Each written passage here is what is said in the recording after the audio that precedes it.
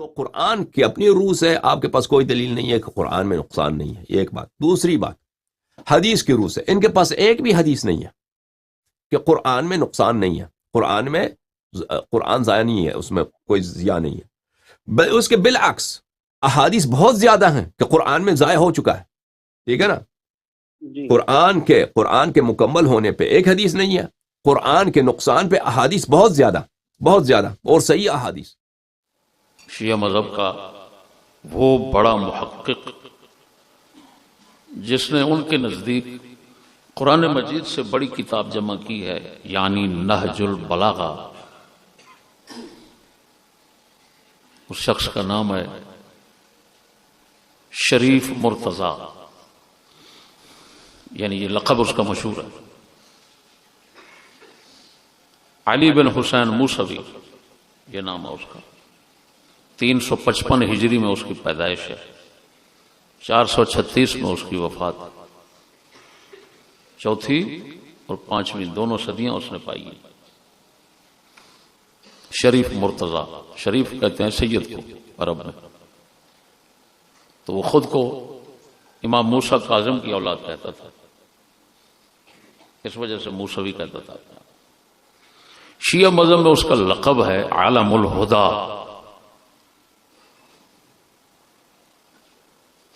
ہدایت کا نشان، ہدایت کا جھنڈا، کہ جس بات کے ساتھ وہ کھڑا ہوگا وہ بات ہدایت کی نشان سمجھو، ہدایت ہے، کیونکہ ان کے نزدیک وہ ہدایت کا نشان ہے. دوسرا ان کا بندہ ہے شیخ الطائفہ، یعنی شیعہ پوری دنیا کی شیعہ جماعت کا شیخ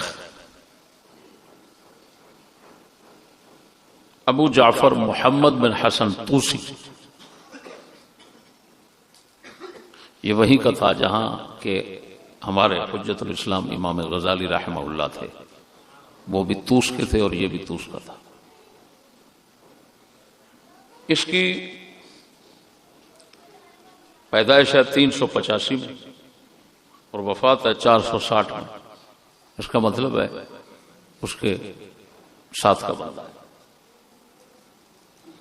اس کی تفسیر ہے التبیان. ایک اور ان کا ان کے نزدیک محقق بندہ ہے، اس کو کہتے ہیں امین الاسلام، لقب شیعوں نے دیا ہے امین الاسلام. سمجھو ہمارے اسلام کی امانت اس کے پاس. الفاضل الحسن طبرسی، یہ 6ٹھی صدی کا بندہ ہے. اس کی دنیا میں تفسیر یہ مشہور ہے، مجمع البیان. سب سے پہلے اس مسئلے پر قرآن شیعہ مذہب کے محققین کے نزدیک مکمل ہے، کوئی کمی بیشی اس میں نہیں ہے. سب سے پہلے اس مسئلے پر لمبی بحث کی ہے تو وہ شریف مرتضیٰ نے. اس کی کتاب ہے یہ میرے ہاتھ میں، جواب المسائل الطرابلسیات، جواب المسائل الطرابلسیات، یہ مکمل کتاب ہے، یہ آپ دیکھ رہے ہیں. یہ طرابلس کے علاقے سے اس وقت کے شیعوں کی طرف سے سوالات گئے شریف مرتضیٰ کے پاس، جس نے نہج البلاغہ لکھی ہے. تو اس نے ان سوالات کے جوابات دیے. جب جمع کیے گئے تو یہ کتاب ہے. سب سے پہلے اس مسئلے کو کما حقہ بیان کیا ہے اس شخص نے، اور خوب اپنے دوسرے شیعوں کی دھنائی کی، یہاں تک کہ اس نے ان شیعوں کو جو قرآن مجید میں کمی بیشی سمجھتے ہیں ان کو اس نے پھدو قرار دیا ہے کہ وہ ہمارے مذہب کے پھدو لوگ ہیں. روایتی ہیں لیکن عقل و فہم اور نظر سے خالی ہیں۔ المسألۃ العاشرہ، آپ دیکھ رہے ہیں المسألۃ العاشرہ نفی و تحریف القرآن، موٹا عنوان ڈالا ہے کہ قرآن میں تبدیلی نہیں ہے۔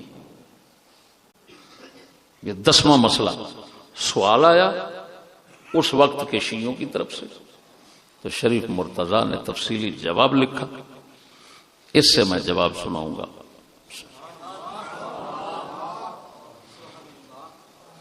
یہ وہ لوگ ہیں شیعہ مذہب کے کہ ان کے پاخانے کے اندر جو کیڑے ہوتے ہیں نا، ان کے برابر کا بھی دلہ جاری نہیں ہو سکتا۔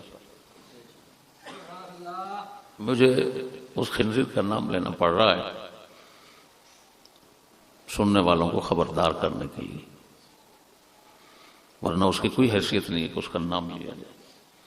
جو قرآن میں کمی بیشی سمجھے گا وہ اسلام سے خارج ہے، بس اس کے ساتھ کیا کلام کرنا۔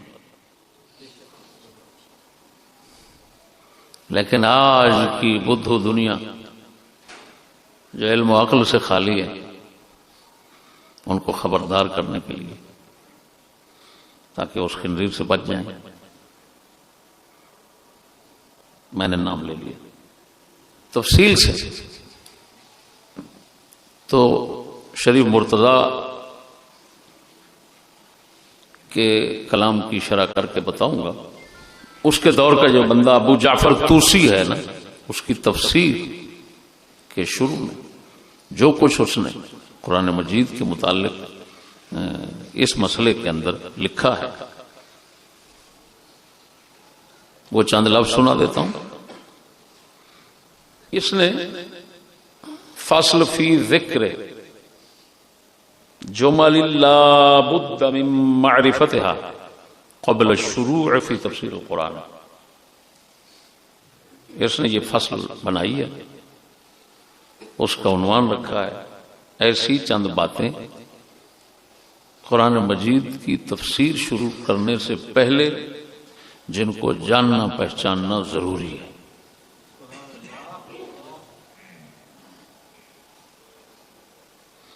تو اس میں لکھتا ہے وَأَمَّا الْكَلَامُ فِي زِيَادَتِهِ وَالنُّقْصَانِهِ فَمِمَّا لَا يَلِيقُ بِهِ أَيْضًا، بڑی کمال کی بات کر رہا ہے، کہتا ہے قرآن مجید میں کمی بیشی کے اندر کلام کرنا یہ قرآن کی شان کے مناسب ہی نہیں، یعنی یہ بولنا ہی مناسب نہیں کہ قرآن میں کمی ہے یا زیادتی ہے، پورا ہے یا نہیں۔ وہ کہتا ہے یہ بات کرنا بھی مناسب نہیں قرآن کی شان کی۔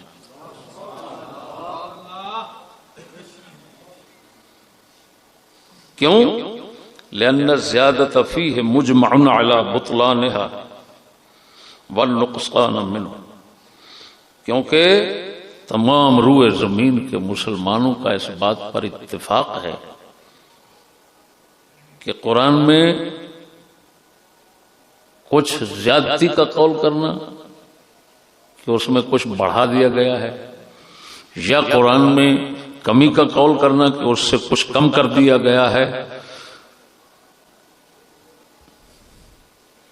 اس کے باطل ہونے پر اتفاق ہے۔ تمام روئے زمین کے مسلمانوں کا اس بات پر اتفاق ہے کہ یہ کہنا کہ قرآن میں کمی ہے یا زیادتی ہے یہ بالکل باطل بات ہے۔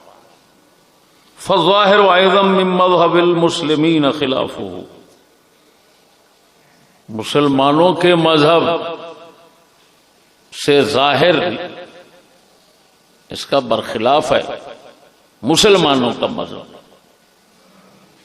اس کا مطلب ہے جو ایسی ویسی بات کرتا ہے، وہ لکھ رہا ہے، وہ مسلمان ہی نہیں ہے۔ وَهُوَ الْأَلْيَقُ بِالصَّحِيحِ مِن مَذْهَبِنَا، ہمارا جو صحیح مذہب ہے، یہ شیعہ لگ رہا ہے ابو جعفر طوسی، ہمارا جو صحیح مذہب ہے اس کے زیادہ لائق اور مناسب یہی بات ہے بس. وَهُوَ الَّذِي نَصَرَهُ الْمُرْتَضَى، وہ شریف مرتضیٰ نے اسی مذہب کی امداد کی ہے، یعنی اسی مذہب کو ثابت کرنے میں کوشش کی ہے. وَهُوَ الظَّاهِرُ فِي الرِّوَایَاتِ، روایتوں کے اندر ہم یعنی شیعہ مذہب کی روایتوں میں ظاہر یہی ہے. غیر انہ رویت روایات کثیرہ، لیکن اتنا بات ہے کہ ہمارے مذہب میں بہت سی روایتیں آئی ہیں، ہمارے خاصوں کی طرف سے، ہمارے عاموں کی طرف سے. قرآن مجید کی آیات میں کمی کے متعلق اور ایک چند آیات کو ادھر سے ادھر ادھر سے ادھر رکھنے کے متعلق یہ کہتا ہے طریق حل آحاد التي لا توجب علم ولا عمل. وہ ہماری روایتیں اخبار آحاد ہیں، یعنی ایسی روایتیں ہیں کہ ان سے نہ تو علم حاصل ہوتا ہے نہ عمل حاصل ہوتا ہے. ان کو اخبار آحاد کہتے ہیں، نہ وہ موجب علم ہے نہ موجب عمل ہے. شیعہ مذہب کے نزدیک بات سمجھنا. اللہ اکبر اللہ اکبر اللہ اکبر. کیا کہہ رہا ہوں؟ اخبار آحاد صحیح روایتیں. شیعہ مذہب کے محققین اس بات پر متفق ہیں کہ وہ روایتیں جن کو آحاد کہا جاتا ہے، جن کی روایت کرنے والے اکا دکا لوگ ہیں، یہ ہوتا ہے آحاد کا مطلب. جس کو روایت کرنے والے کون ہوں؟ اکے دکا لوگ ہوں. تو وہ کہتا ہے ایسی روایتیں جو ہے نا، ان سے نہ بندے کو کوئی علم حاصل ہوتا ہے اور نہ ہی ان کے کسی حکم پر عمل لازم ہوتا ہے. اللہ اکبر. اس کا مطلب ہے ان کے مذہب میں اخبار آحاد ہر لحاظ سے بیکار ہے. کیا ہے؟ اللہ اکبر. اخبار آحاد ان کے مذہب میں صحیح ہوں تو وہ بیکار ہیں. اور مجھے معلوم نہیں کہ کربلا کے جو قصوں کی تفصیلات ذاکر لوگ بیان کرتے ہیں یہ کون سے متواترات ہیں. ان کو تو اخبار آحاد کے زمرے میں بھی نہیں رکھ سکتے. کیوں؟ وہ تو آوازیں ہوتی ہیں. آواز آئی پتہ نہیں کس کی آئی، کدھر سے آئی. اب سمجھے؟ جس پر سارے شیعہ مذہب کی بنیاد ہے وہ قصہ کربلا ہے. اور قصہ کربلا ان کے محققین کے نزدیک اس کا ثبوت تفصیلات یہ نہیں. وہ تو ورنہ واقعہ کربلا تو ہے، لیکن اس کی آگے جو تفصیلات جزیات بیان ہوتی ہیں، کبھی گھوڑے کے متعلق، کبھی کسی چیز کے متعلق، کبھی کسی چیز کے متعلق، پانی بند ہونے کے متعلق، فلاں آ رہے ہیں لڑ رہے ہیں، اتنوں کو مار دیا گیا، اتنوں کو ایسے کر دیا گیا، یہ ساری تفصیلات یہ ان کی اخبار آحاد سے بھی گئی گزری ہیں. تو ان پر اعتماد کرنا کیسے جائز ہوگا؟ ان کے مذہب میں بھی ان روایتوں پر اعتماد کرنا جائز نہیں ہے. اگرچہ یہ باتیں آپ کو تمہارے مذہب میں سے، تمہارے مذہب کے لوگوں میں سے کسی نے سنانی، لیکن یہ ان کے پاس پڑی ہے. اگر اس طرح بنیادی طور پر ان پر گرفت کی جائے تو ان کے پاس کوئی جواب نہیں ہے. بڑی عجیب بات ہے کہ اخبار آحاد اتنا چھلانگ لگانی کہ اخبار آحاد سے نہ علم حاصل ہوتا ہے نہ عمل حاصل ہوتا ہے. چلو جی. اور ہمارا مذہب یہ ہے کہ اخبار آحاد سے علم یقینی حاصل نہیں ہوتا. بات سمجھنا، اخبار آحاد سے علم یقینی حاصل نہیں ہوتا، موجب عمل ہوتی ہیں. والاولا الاعراض عنہ، یہ کہتا ہے بہتر یہی ہے کہ ہماری ایسی روایتیں جو ہیں قرآن پاک کے متعلق ان سے منہ ہی پھیر لینا چاہیے، ان کی طرف توجہ ہی نہیں کرنی چاہیے۔ یہ ان کے بزرگوں کی مسائی خبیثہ ہوں گی، پھر یہی ہوگا، مسائی خبیثہ متروکہ۔ خیر، لأنہ یمکن تعویلها،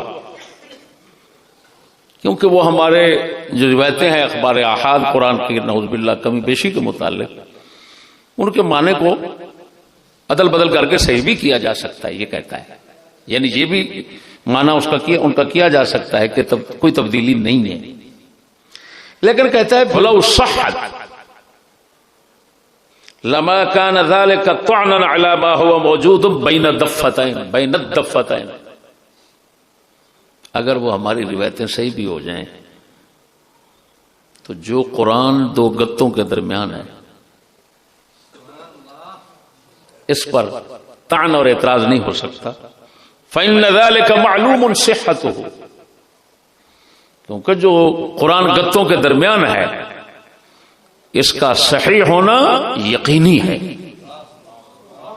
لا يعترضه احد من الامة ولا يدفعه، اس پر امت کا کوئی مسلمان نہ اعتراض کر سکتا ہے، کرتا ہے، اور نہ ہی اس کو رد کرنے کی کوشش کرتا ہے۔ اس کا مطلب ہے جو رد کرتے ہیں وہ امت سے خارج ہیں، کوئی اور ہی بلا ہیں۔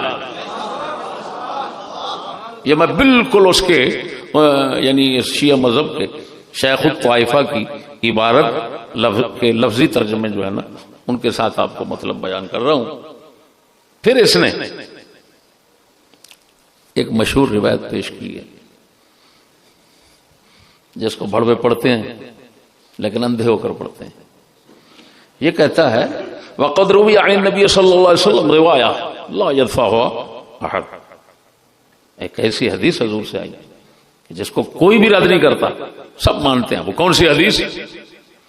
آپ علیہ السلام نے فرمایا انی مخلف فیکم الثقلین، انی مخلف فیکم الثقلین، میں دو بھاری چیزیں چھوڑ کر تم میں جا رہا ہوں، ما ان تمسکتم بہما لن تضلوا، جب تک تم ان دونوں کو مضبوط پکڑو گے تو ہرگز گمراہ نہیں ہوو گے۔ ایک اللہ کی کتاب، ایک میری عطرت اور اہل بیت۔ وَأَنَّهُمَا لَن يَفْتَرِقَا حَتَّى يَرْضَا عَلَى الْحَوْضِ، یا حَتَّى يَرْضَا عَلَيَّ الْحَوْضِ، یہ دونوں جدا نہیں ہوں گے، حوض کوثر پر میرے پاس آ جائیں گے، قرآن اور اہل بیت۔ اہل بیت سے مراد وہی مولا علی، سیدہ پاک، حسن حسین پاک، حضور کے ازواج مطہرات، یہ سارے۔ خیر، تو یہ بڑی اچھی بات کر رہا ہے۔ یہ کہتا ہے یہ تو حدیث فرما رہی ہے کہ میں قرآن اللہ کی کتاب اور اہل بیت چھوڑ کر جا رہا ہوں، کبھی انہوں نے جدا نہیں ہونا۔ تو کمی کیسے آ گئی؟ تبدیلی کیسے آ گئی؟ شیعہ مذہب کے مطابق 12 امام ہیں۔ کتنے؟ اثنا عشری شیعہ کے مطابق کتنے امام ہیں؟ 12 اماموں تک شیعہ مذہب کے نزدیک جو 12 امام معصوم ہیں، 12 اماموں تک اہل بیت موجود رہے، محفوظ رہے۔ تو حضور نے فرمایا تھا قرآن اور اہل بیت جدا نہیں ہوں گے، تو کم از کم شیعہ مذہب میں یہ تو پکی بات ہو گئی نا کہ 12 اماموں تک قرآن میں کوئی تبدیلی نہیں ہو سکی۔ کیوں؟ کہ حضور نے تو فرمایا تھا قرآن اور یہ اکٹھے رہیں گے۔ جب ایک طرف موجود ہے تو دوسری طرف، یعنی اہل بیت کی طرف موجود ہے تو دوسری طرف قرآن والی وہ کیوں موجود نہ ہوگی؟ اور کہتا ہے حضور نے فرمایا جب تک تم اس کو پکڑے رہو گے، ان دونوں کو مضبوط پکڑے رہو گے، تو بڑی اچھی بات کر رہا ہے. کہتا ہے جب اس نے پورا رہنا ہی نہیں تھا تو پکڑنے کا کیا معنی ہمارا؟